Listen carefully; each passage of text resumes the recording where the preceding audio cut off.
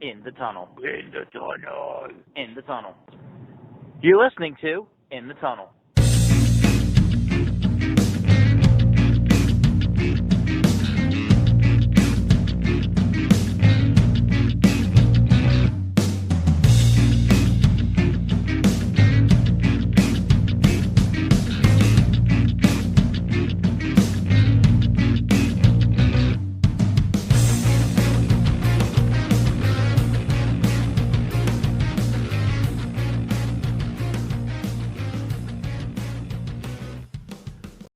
Hello and welcome to In the Tunnel, episode number 89.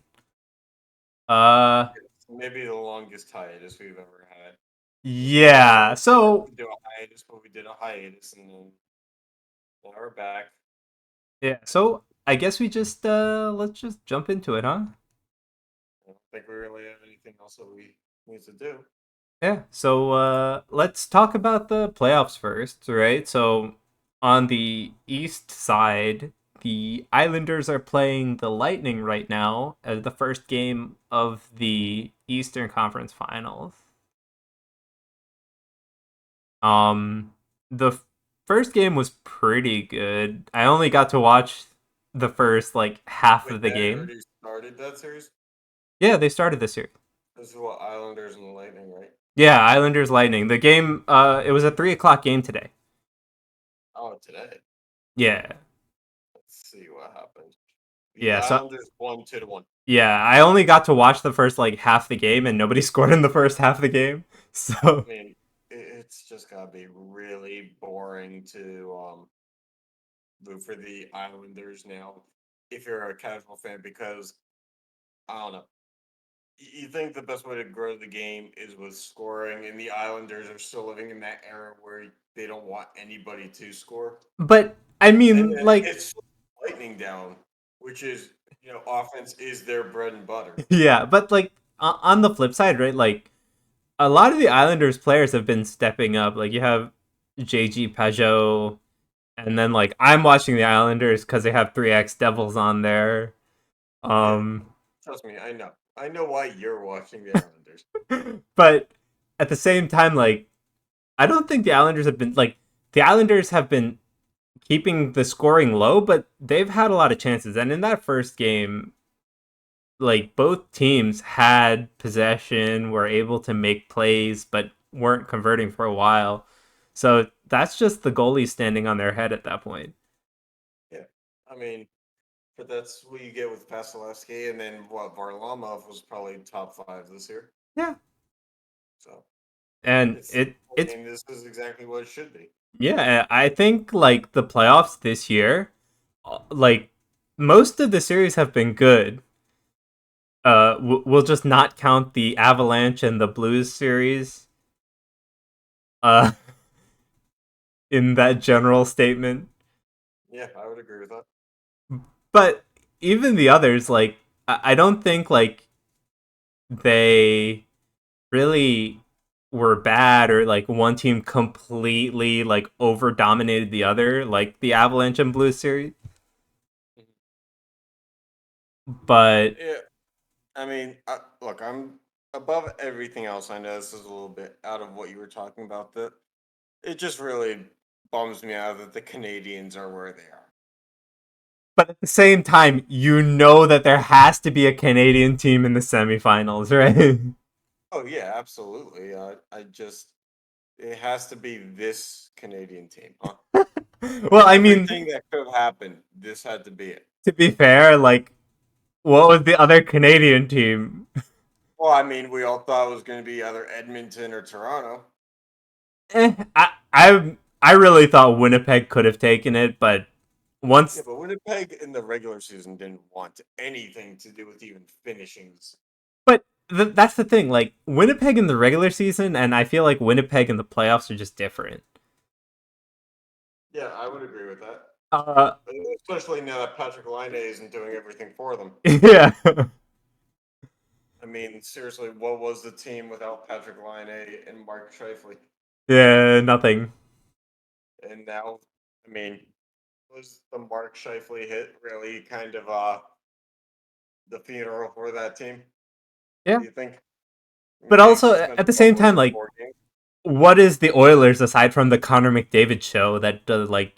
Well, aside from that line, I mean, It, yeah, they don't seem to grasp the whole theory of you need to have good goaltending too.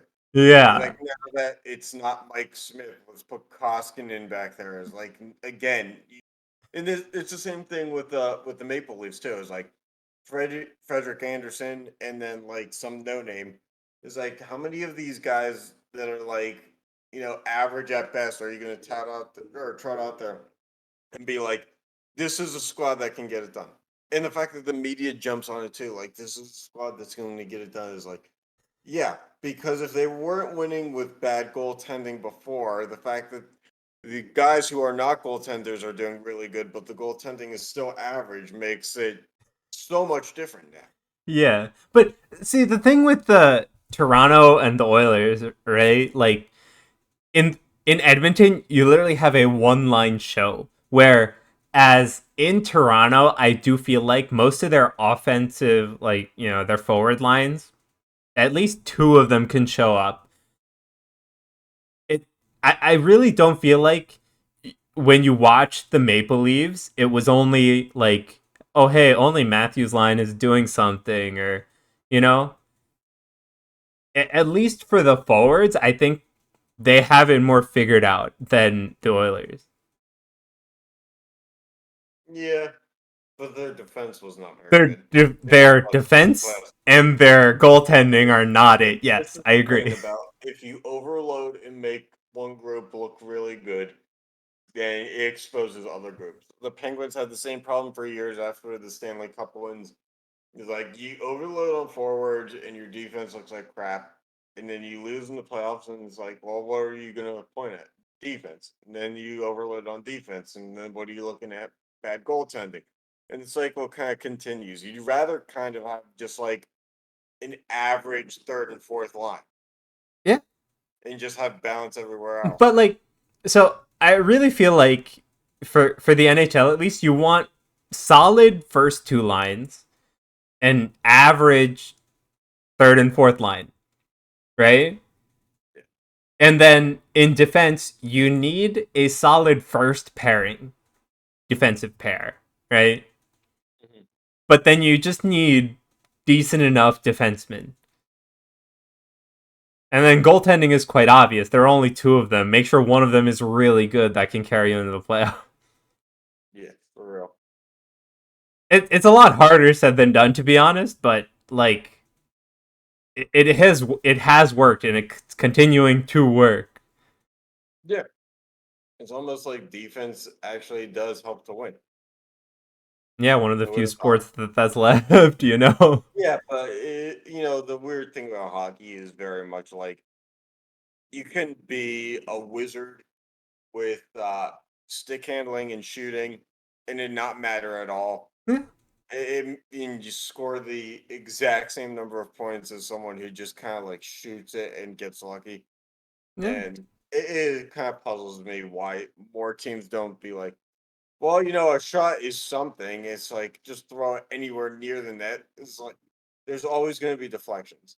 Yeah, but I And for mean, some reason, I will never understand this theory that spending a minute and 25 seconds on the power play trying to generate this perfect shot, and then you end up taking like only one or two shots in a whole 2 minute power play instead of being able to generate any kind of momentum by just shooting and getting, anything near the net. Is like I'd rather have 70% of the shots get to the goaltender and the 30% that otherwise would be blocked get near the goaltender instead of just, trying to find this picturesque shot where there's like no lane to shoot or where the shot goes through nobody, which is like in theory 5-on-5 or 5-on-4, whatever it may be, is still hard enough because the defense is trying to get in the way regardless. So you're looking for this opportunity where there's going to be nobody between you and the goaltender, and it's like, well, then the goaltender just has like the best yeah. eyes on the situation and stops it. I really feel like more players should just take those dirtier kind of shots where it's gonna deflect off so many people.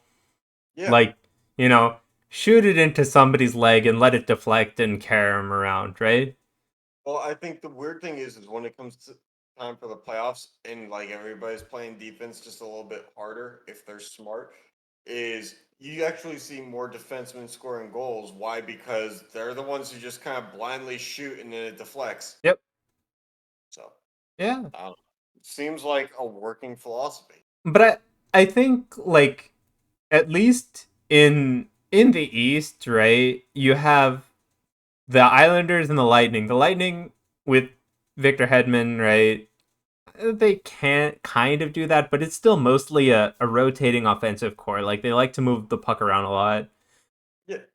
And then the Islanders, they are like Matt Barzal is like a pretty easy sign of what the Islanders are, right?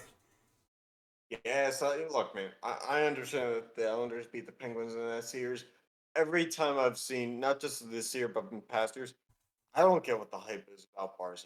Because every time I see him against the Penguins, he doesn't do shit. But the thing, I'm not saying like hype. I'm just saying the way he plays is the way the Islanders play. I guess, but yeah, if that's how the Islanders play, then what does that really mean about what Matt Barzal is?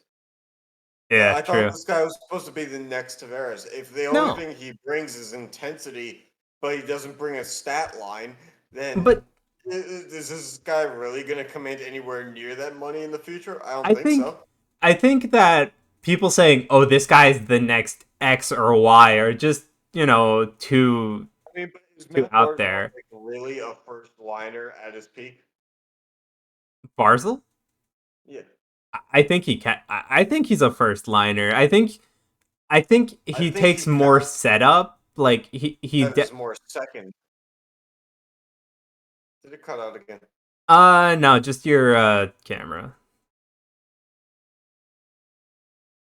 Back. Did it cut out? No, you're good. But anyway, I think that Barzal, like, it's like Ovechkin is a great player, but you need the one guy around him that can set him up, right? Comparing the greatest goal scorer of hockey's history to But Matt Barzal now. no. But what I'm saying is that Ovechkin needs a certain type of player to set him up. Somebody who's going to also command attention that'll let Ovechkin have some freedom, right? Yeah. Barzal's not like that, but I say that if he has the right pieces around him, he could be a first liner, not nowhere close to Ovechkin. I just used Ovechkin Oh, yeah, because no. he needs. It's an easy example. I mean, let's also look at the fact that Barzal is already 24 years old. Like, Yeah, but I mean, yeah, that's young for hockey, but also like if you look kind at, of old for what is considered to be, not realizing the potential. but I mean, just go look at Pavel Zacha having his best season, I guess. and he's older, right? I, I don't necessarily like the age argument too much. It has merit, I agree, but I don't like going to it too much. Well, his shot percentage is also hovers around 13% or lower. Last year it was 11, the year before 10. Yeah. So he doesn't shoot a lot. Yeah, he's more of that problem. He's more of the finesse guy, Yeah. which is the problem. I agree. Well, let's. Because Tavares is not even that type of finesse guy. Barzal is like a pure finesse player. Well, my curiosity then becomes who's on the Barzal line. Barzal, I guess, right now currently is playing third line with Eberle and Komarov. Yes. Eberle can score the puck. Komarov cannot. But Komarov can move the puck. Yeah, but that's what Barzal's supposed to be doing. I know. How many movers and shakers do you need? Yeah. Yeah. It's like whatever. I think the rest of the team around, like, you don't, like, the thing is, the Islanders don't need Barzal right now to be good. I think the rest of the team, If he's on the third line, then they definitely do not need him to be very good. Right, but that's a testament to like the moves they did to pick up players, right? Because if they don't have like a couple of those moves, he's on the second line, no doubt. Yeah. Although I think it's weird that they did not know that Pajot was first line good. Yeah, no, but that's the thing. Like Pajot, I think Pajot is a third liner because he's very streaky in my opinion. Yeah, I would agree with that. I mean, Right now, it's also just themorningpuck.com. I could be wrong on this too. but Like it could be, just different. I mean Pajot, like he's playing first line good right now. His play right now is first line good, but I think most of the time his play is like third line, bordering second. I would agree with that. All right. Anyway, enough with the Islanders. All right, you want to talk On the about other it? side, we have somehow Vegas and the Montreal Canadiens. Yeah, we know about the Canadians already. But Also, I just wanted to get into because it has been a month and a half since we did episodes. We went from last episode not understanding how the playoffs are going to work in Canada to pretty much like they just stopped the season and said, "All right, whatever, just start the playoffs. Everybody's starting at the same time." yeah, And now we still have no idea how exactly, like, if the exemption was granted. the exemption was granted. I Okay, did see that in the news. okay, and well, that's good. I guess they did have to kind of wait on which teams it was going to be before, or which team it was going to be before the exemption was truly granted. But I don't know. This is going to be weird, but thank God it doesn't have to be like, wait. I Like, mean, imagine if the series took 3 weeks on the, you know, Western side, and then whoever wins the series between the Islanders and the Lightning is just kind of like sitting there, getting rusty. And then if the Canadians move on, of all things, that would be the most wrong morally thing to have the Islanders just sitting there waiting for whoever it was. I don't know. yeah, but like, I mean, Canada should be happy. They have somebody in the semifinals basically because it was forced. But Yeah. Yes, Canada's lucky that because I mean Canada has not had a team go this far in a while. I think it's been a Vegas and long Winnipeg. while. Vegas and Winnipeg. That was conference final, I think. Oh, It was 18 or 17. I don't know. I don't remember. But yeah, like I don't know. Like it's kind of tough. We'll finally see what a Canadian team against a West team, I guess, will look like. But Yeah. I don't know if it'll change It much. also be it's also interesting because the Canadians are like we talked about the idea that goaltending is the most important thing in the playoffs, and the Canadians have that, but then so does Vegas, and then Vegas has the scoring too. But also, I think yeah, the Canadians spent way too much on their goaltending. Oh yeah, but I think so. I think the problem with the Canadians isn't necessarily that they don't think that they need all these pieces. It's that they thought that Price could literally stand on his head for 10 years, but he can't really well, playoff carry price is completely different. You pay for playoff carry price, but you don't get playoff carry price a lot. until you get the rest of your team to That's a get you to the flaw. playoffs, dude. That's a flaw in the negotiations. Is like, is carry price going to be able to stand on his head in regular and postseason? It is like, well, you kind of forgot the fact that you have to get to the postseason. An 82 game, or in this case, 56 game run to the postseason. Whatever it was. That and carry price is now 33, which is about a year away from where the Penguins were when they gave up on Flurry. Yeah. But I mean, to be fair, Fleury still has or had some years left in him. Yeah, but nobody knew that. Yeah. I mean, I agree. I'm just saying, like, I do think that, like, 34 is still kind of early to give up or completely give up. I understand, like, moving on. Like, Fleury and the Penguins had been a thing for years. So At least I understand that one. But yeah, we'll see. yeah, Good to see some international hockey, I guess. yeah. Again, forced down our throat, but Yeah. I mean, Vegas is basically international waters in some respects. Oh, if only. All I right. mean, the sports world kind of treated it like it didn't exist until the Knights were there. hmm Now, what you have the Raiders, and Yeah, but do the Raiders actually count as being a Vegas team? that they play in Vegas now, right? Yeah, but they've had 0 games with fans in Vegas. That's a problem of the situation, not the fact that. I mean, I don't know a Raiders fan in Vegas. Do you? I mean, I don't know anybody in I Vegas. mean, I don't know a Raiders fan in Oakland really either, but Okay, that one I knew some Raiders fans in Oakland it's been a while in since the I knew one. I past. guess in the past, yeah, in a previous life, because a lot of them don't live long. Oh, all right. So last thing we want to talk about for the NHL is the Seattle Kraken, right? So why don't we just take a look? We're both fans of certain teams. So why don't we take a look at Pittsburgh and say, who do you think the Pittsburgh will have to, or who do you think the Kraken will pick from Pittsburgh?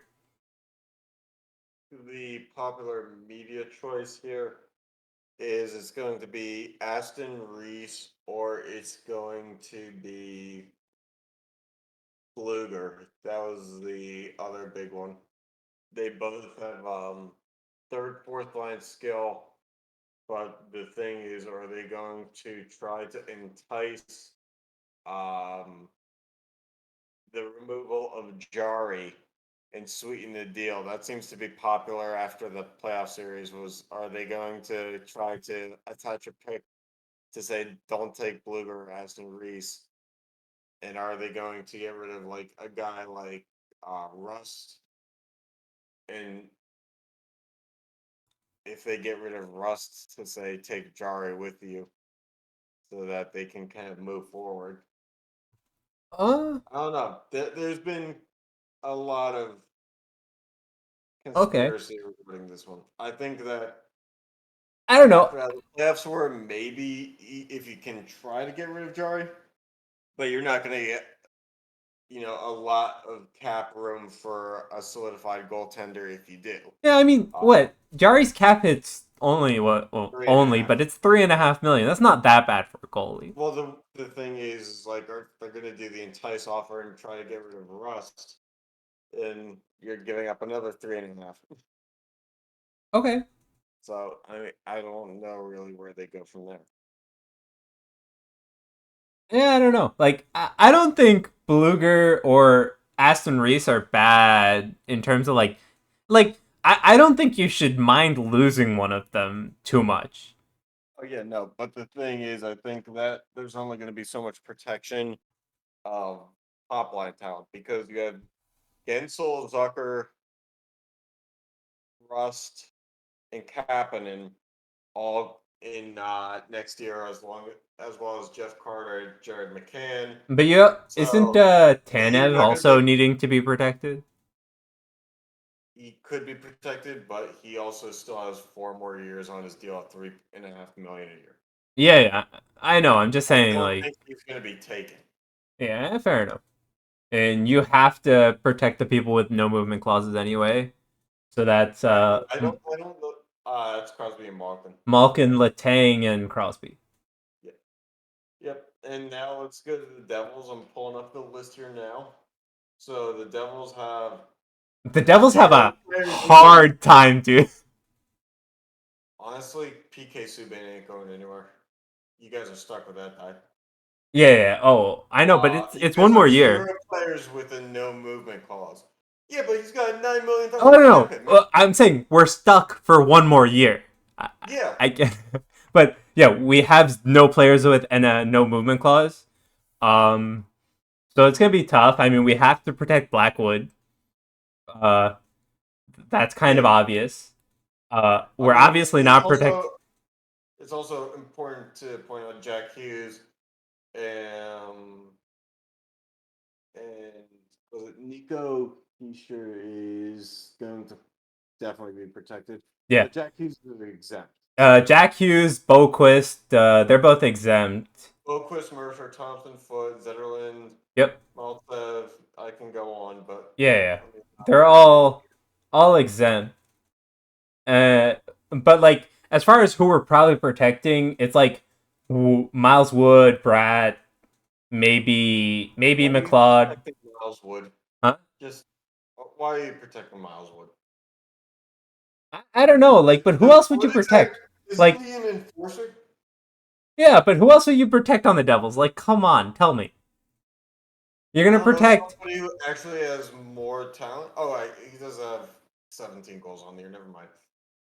like you're probably protecting like Saka, Wood, Brad, and McLeod maybe, and then you're probably protecting like Severson and Butcher. Hear me out here. I say you don't protect Wood. Okay. He just had a career high in goals with 17. He did not, or actually second highest. He had 19 in 2017-18.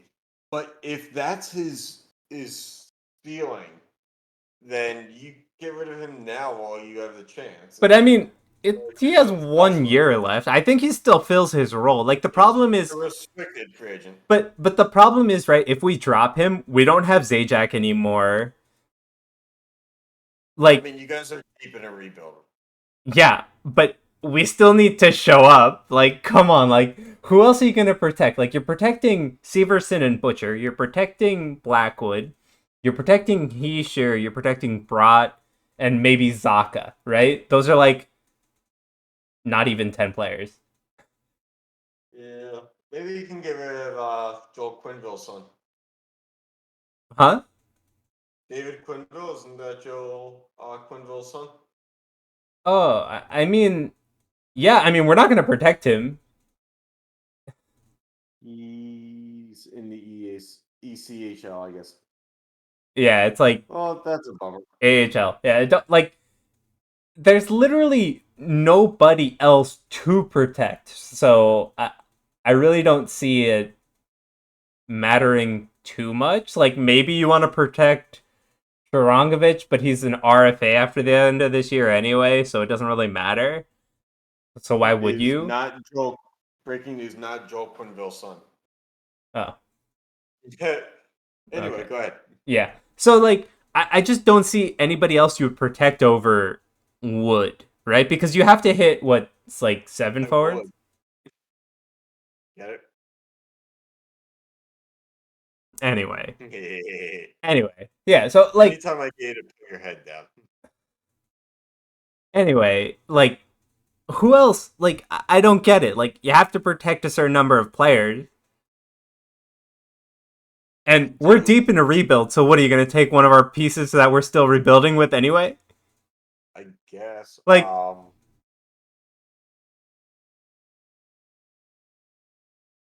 yeah, I don't know. Which is the deepest position pool that you guys have to actually be able to get rid of somebody without it hurting? I mean, we have, like, the problem is we need to protect the, like, Butcher and Severson. Otherwise, our defense just dies, right? And then as far as, like, so you're gonna have to protect one more defenseman, which could be like Carrick or Ryan Murray or whatever. So you have to protect 7 forwards, right? It was the same as Vegas, which I thought was 7. Yeah, 7. So you're protecting Heischer, Wood, or in my protection, you're protecting Heischer, Wood, Brott, Zaka. That's 4. So then you're probably gonna protect McLeod. That's 5. What the hell else are you gonna do? And I think those pieces are the rebuild. Like, at least like Heischer and Brott, you probably want for the rebuild. And then Hughes is already not exempt, right? Boquist is exempt. you still have like a few other AHL forwards that you can give a chance to, and we're rebuilding, so why not, right?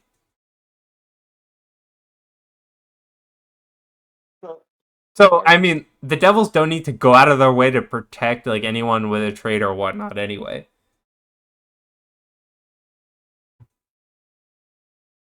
All right, so while we're out at this, let's roll through some mock drafts that we've read. Just see who people are saying, I guess, would be in a position to be picked.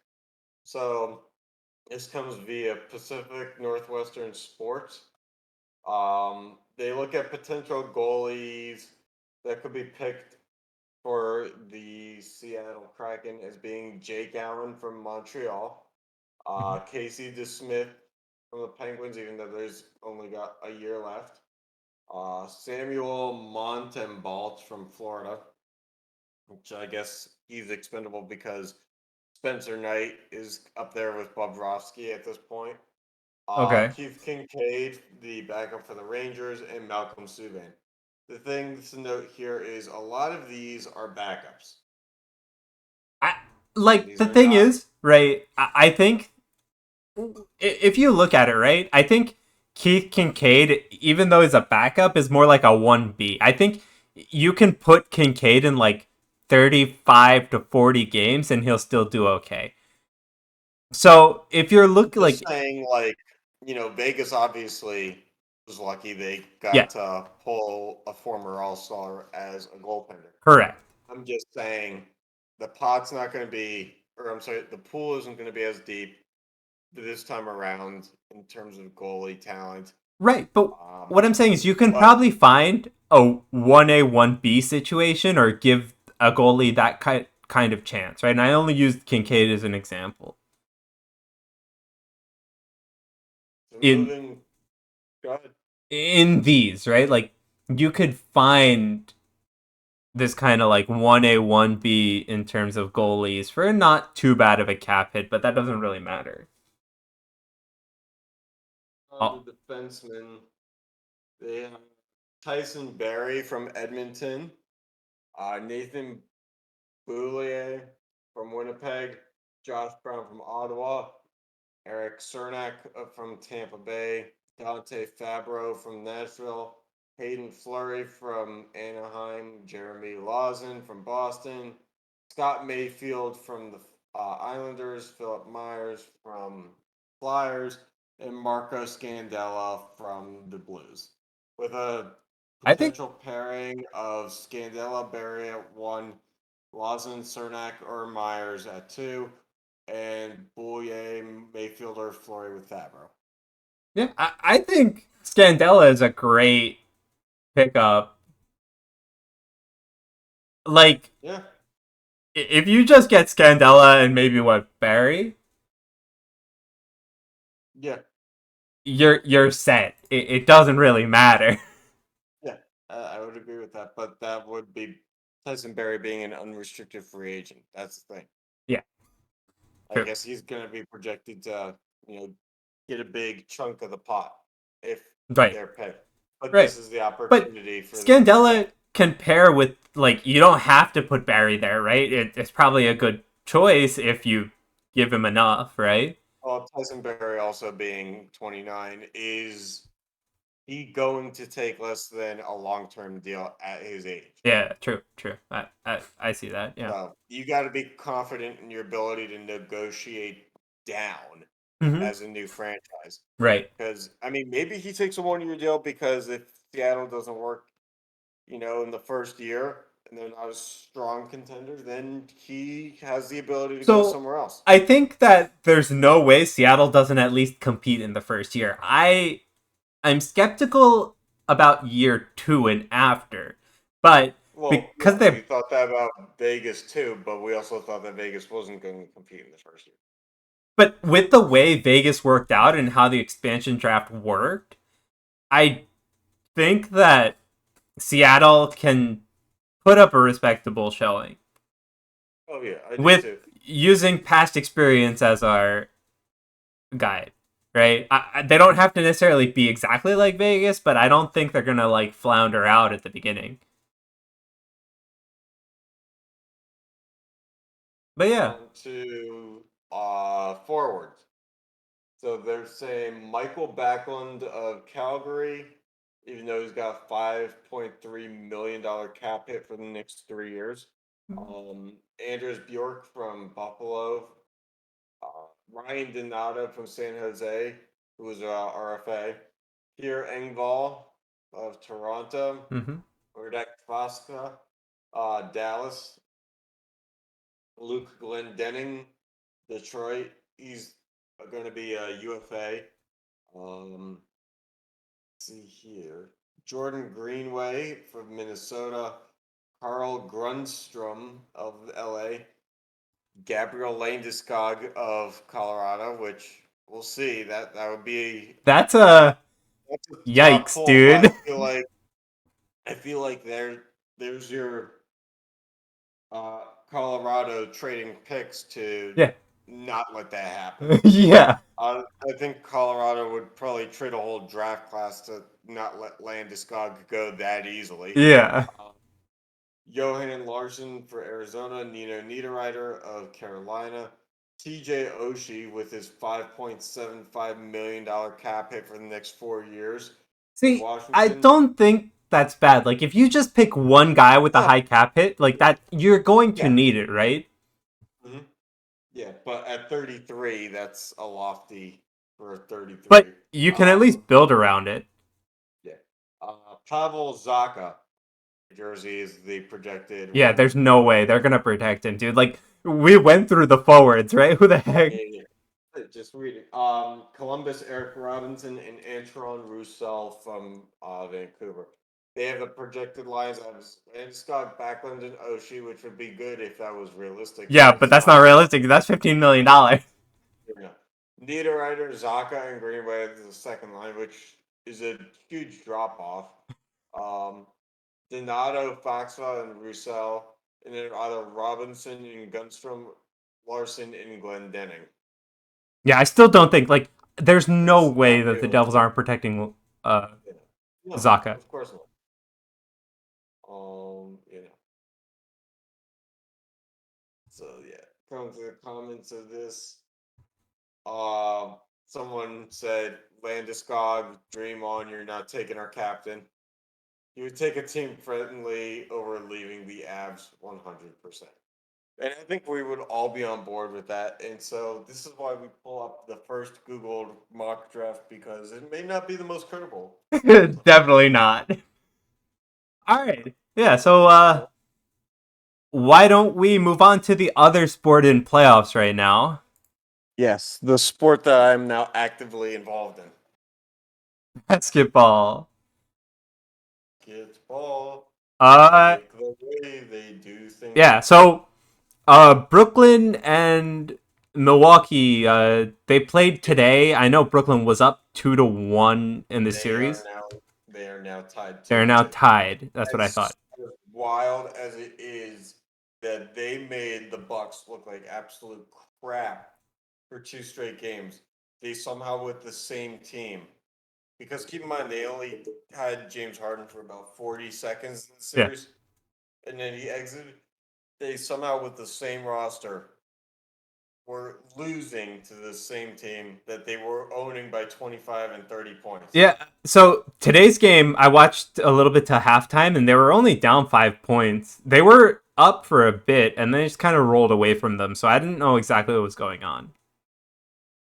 I don't understand because Milwaukee clearly is not playing uh the same attendance standards as some teams. So Mm-hmm. that takes away the intimidation factor, but yet they protected home court, and that's all you can really ask of. So Yeah. I'm not really sure what else to say. Yeah. So how's Philly and Atlanta doing? Do we know? So it's weird because Atlanta on paper should not be doing anything to Philly. That's But correct. Philly is being Philly in that their best player Embiid is hurt. Oh. He's still playing through it though. Oh yeah, heard about that. Philly either looks really good or really bad, and it's kind of at the point where I don't know if Philly can actually compete for a title because they never seem to be consistent enough to actually compete. Yeah. Their best players show up performing bad, and then when they're down and trying to get back into the series, they show up. But it's like, well, maybe they should just show up regularly. Mm-hmm. Um, I don't think that if Philadelphia moves on, that they're going to be able to take whoever is in their way. Yeah. Um, I do also think Atlanta has played up to Philadelphia because Atlanta has made Philadelphia look bad. Atlanta's got guys who hit the three maybe a bit better than the Sixers can and put the Sixers in trying to play catch up and then kind of exploit them on the inside, trying Right. to, get over that hump. So Right. the Sixers will play the perimeter trying to get back into the game, and then the Hawks will just dump it in. So Okay. On to the Western Conference. So you want to talk about Phoenix and Denver first? yeah, so I mean, Phoenix has made the Nuggets look really bad. The Nuggets, who are the third seed in the West and have the MVP, it's not necessarily that they're containing Jokic either. They're still letting Jokic get his points and rebounds, but Phoenix has Ayton, DeAndre Ayton, and Ayton is pretty much playing parallel to the amount of performance that Jokic is. Not to Yep. say that Jokic isn't getting 28, Ayton is getting like 22, but it's not a drop off. And so if it's not a drop off, you can compensate for that. You may not win by a lot, but you're winning. Uh, and they're also, Jokic, a lot of what he brings to the table is playmaking ability, but the other guys around aren't making plays. They also have Jamal Murray, their starting point guard, hurt and out for the rest of the year. So I think at that point, you kind of look at it as an uphill battle. Yep. I, being a Suns fan, did not think that we would be up 3-0 at this point. But, we'll see in about an hour here when the game starts at 8 o'clock if it'll be a sweep. I think that Denver's going to bring their best game in game five. But, their coach has also said that their team was playing soft after games 1 and 2, and their team didn't really respond. Then they gave the MVP trophy to their best player before game three, and they kind of didn't play up to that either. It's like no matter what the energy was in the building, no matter what the challenge was, whether it be from a player or coach or whatever, they have not responded. So I Right. kind of look at it as, will they respond when their backs are actually against the wall, or is it over for them? Yeah. And Also, apparently, when you're down 3-0 in a series, in like we know that in hockey sometimes the reverse sweep happens. When you're up 3-0 in the NBA playoffs, it's 142-0. yeah, I was like, So it's some crazy number. yeah, they were saying 142-0. So it may not be a sweep, but you're basically dead. All right. And then going up to Utah and the Clippers. So a lot of the media thought that the Clippers were actually going to win the series. Utah won the first two, and then the Clippers did take one last night. Um, I'm not too sure what to make of this one yet. I wouldn't write off the Clippers yet, but Paul George in the playoffs is still a mystery. Yep. For years, he has been inconsistent and is still inconsistent. Yep. But at the same time, they made it to the second round. Um, Gobert is going to be, I think, the deciding factor because I do think Kawhi probably puts up just as much production as Donovan Mitchell, but at the same time, they play different positions. I do think that the Jazz has a better supporting cast, maybe not in terms of name, but in terms of skill. But Yeah. uh, it's a toss up to me. I can't put anything Yeah. on it. My thing with basketball is like you can still make it with like two good players out of Yeah, your team look of at the five. Suns. I mean, the Suns have a great supporting cast, but their best two are definitely Booker and Chris Paul. No, but what I'm saying is like in hockey, right? There's no way if you only had like 2 star players or 2 consistently performing players, like you could do much. Whereas like in basketball, like if you have 2 really good, consistently performing players, you get to the playoffs. You probably don't get far into the playoffs. I don't know, but it's like there's like it's kind of like a thing where it's like you can get there. I'm not saying you're gonna go far, no way, but like it's the regular season to get into the playoffs is very much like a 1 or 2 man show at the minimum. But in order to actually win, I do agree it takes a very good supporting cast. I agree with that. I don't know. It's weird because the playoffs, and we've known this for a few years with the NBA, the playoffs in getting there is so much more downplayed now because I think in terms of actual contenders, you kind of know who they are long before the playoffs start. Rarely is a team that becomes a contender over time. It's more, kind of in the preseason, if everything goes right, this team will be the contender. Yeah, but like let's take it back to the play-in series, right? Did any of us expect any of those teams to do anything? The Lakers. I certainly expected nothing. Yeah, well, I think the Lakers.